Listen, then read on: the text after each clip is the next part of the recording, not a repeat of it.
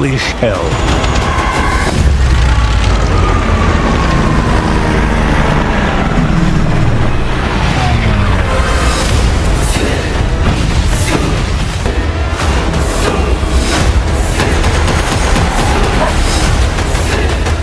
മരിക്കാൻ വിസമ്മതിച്ച ആ മനുഷ്യനെ ഓർമ്മയില്ലേ?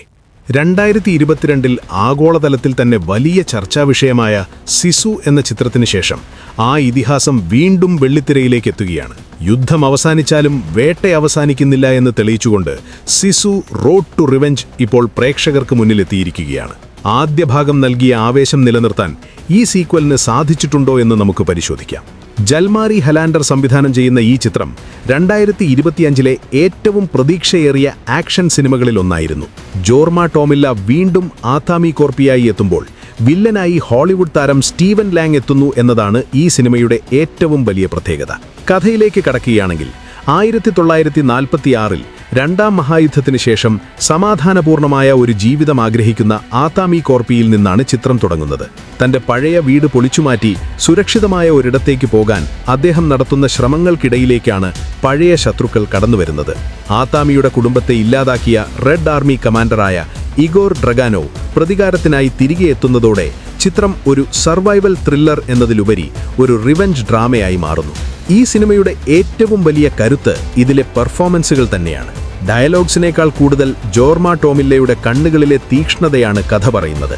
വില്ലനായി എത്തുന്ന സ്റ്റീവൻ ലാങ് നൽകുന്ന പ്രകടനവും എടുത്തു പറയേണ്ടതാണ്. ടെക്നിക്കലി നോക്കുകയാണെങ്കിൽ സിനിമാറ്റോഗ്രാഫിയും ബാക്ക്ഗ്രൗണ്ട് സ്കോറും സിനിമയുടെ മൂഡ് നിലനിർത്തുന്നതിൽ വലിയ പങ്ക് വഹിക്കുന്നുണ്ട്.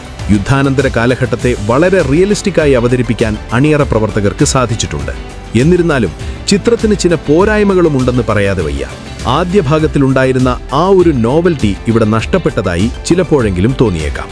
നായകൻ എന്തു വന്നാലും മരിക്കില്ല എന്ന ബോധ്യം പ്രേക്ഷകർക്കുള്ളതുകൊണ്ട് പല രംഗങ്ങളിലും സസ്പെൻസ് കുറയുന്നതായി അനുഭവപ്പെടാം. കൂടാതെ ആക്ഷൻ സീക്വൻസുകളിൽ ലോജിക്കിന് നിരക്കാത്ത ചില കാര്യങ്ങൾ കടന്നുവരുന്നത് ഒരു കല്ലുകടിയായി തോന്നിയേക്കാം. എന്നിരുന്നാലും ഇത്തരം ഓവർ ദ ടോപ്പ് ആക്ഷൻ സിനിമകളിൽ അതൊരു വലിയ കുറവായി കാണേണ്ടതല്ല. ചിത്രത്തിൽ എടുത്തു പറയേണ്ടത് ഇതിലെ ക്ലൈമാക്സ് രംഗങ്ങളാണ്. ഓടിക്കൊണ്ടിരിക്കുന്ന ട്രെയിനിലെ ഫൈറ്റ് സീൻസ് വലിയൊരു ദൃശ്യവിരുന്നാണ് ഒരുക്കുന്നത്. വയലൻസ് ഒട്ടും കുറച്ചിട്ടില്ല എന്നത് ആക്ഷൻ സിനിമകൾ ഇഷ്ടപ്പെടുന്നവർക്ക് സന്തോഷം നൽകുന്ന കാര്യമായിരിക്കും. ചുരുക്കത്തിൽ പറഞ്ഞാൽ സിസുവിന്റെ ആദ്യ ഭാഗം ഇഷ്ടപ്പെട്ടവർക്ക് അധികം ചിന്തിക്കാതെ കണ്ടിരിക്കാൻ പറ്റിയ ഒരു പക്ക ആക്ഷൻ എന്റർടൈനറാണിത്. 5-ൽ 3.5 ചിത്രത്തിന് ഞാൻ നൽകുന്ന റേറ്റിംഗ്. സിനിമ കണ്ടവർ നിങ്ങളുടെ അഭിപ്രായങ്ങൾ താഴെ കമന്റ് ചെയ്യുക. ഇതുപോലെയുള്ള കൂടുതൽ സിനിമാ വിശേഷങ്ങൾക്കായി ചാനൽ സബ്സ്ക്രൈബ് ചെയ്യാനും മറക്കരുത്.